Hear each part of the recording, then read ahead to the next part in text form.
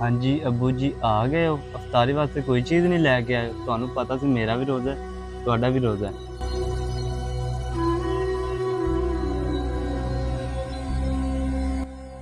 हाँ जी पुत्र अज भी कम को नहीं मिलया, कुछ करने बच्चों का रोजा है, घर कोई शय भी नहीं।